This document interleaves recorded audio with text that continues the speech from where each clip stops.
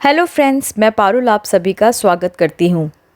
रानी मुखर्जी हमेशा से ही अलग तरह के किरदार निभाने में यकीन करती हैं।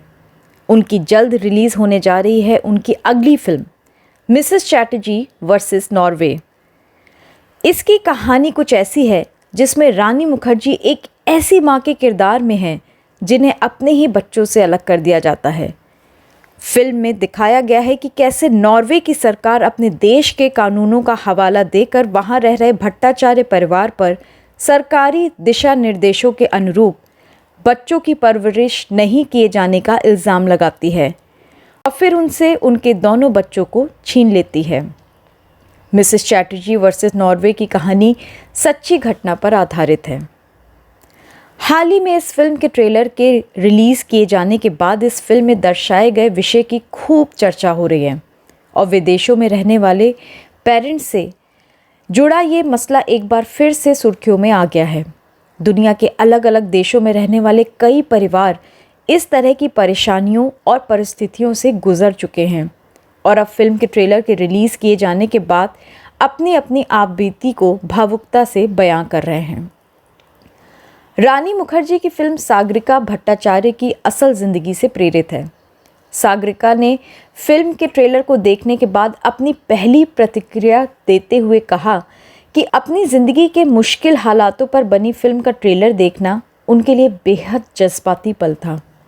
उन्होंने कहा, मेरे लिए इसे लफ्ज़ों में बयां कर पाना बहुत मुश्किल है क्योंकि अपनी कहानी को देखकर मुझे कैसा महसूस हो रहा है, मुझे ऐसा लग रहा है कि मैं दोबारा से वही लड़ाई लड़ रही हूँ।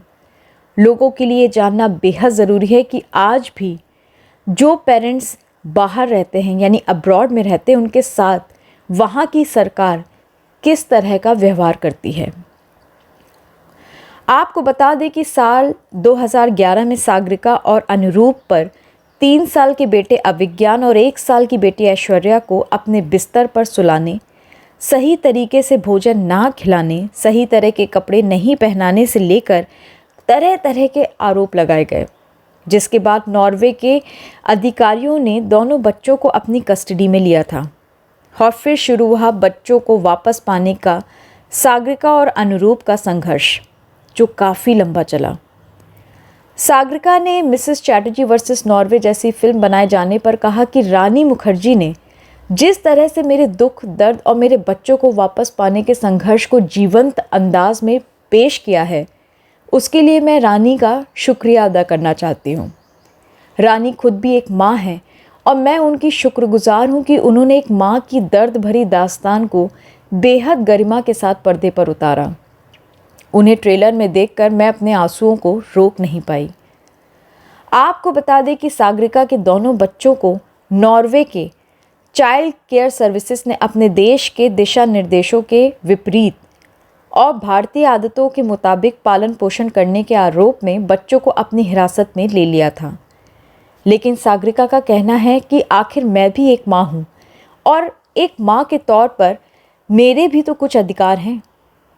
खैर, इसके बाद भट्टाचार्य परिवार ने बच्चों को नॉर्वे के सरकारी चंगुल से छुड़ाने के लिए लगभग 1 साल तक कानूनी लड़ाई लड़ी।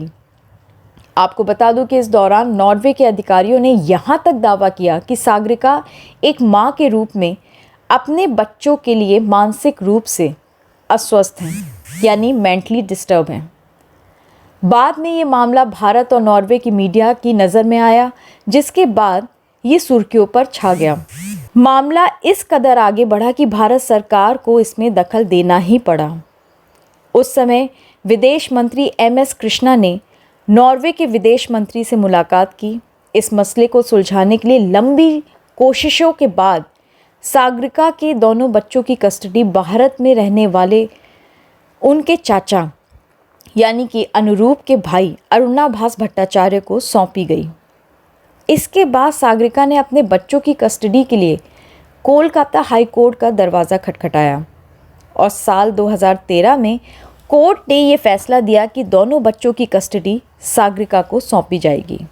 सागरिका भट्टाचार्य की इसी संघर्षमयी कहानी पर बनी ये film Mrs Chatterjee versus Norway के ट्रेलर के रिलीज़ के बाद सागरिका की ही तरह और भी ऐसे पेरेंट्स हैं जो बाहर रहते हैं और उन्होंने अपनी अपनी कहानियाँ सुनानी शुरू की हैं।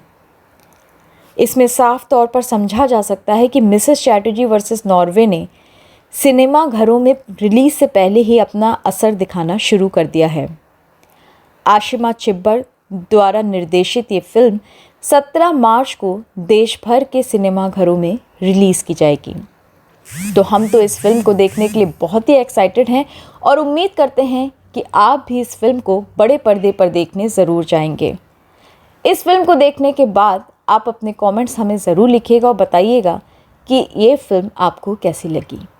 हम बहुत जल्द हाजिर होंगे एक नई खबर के साथ। तब तक के लिए बाय।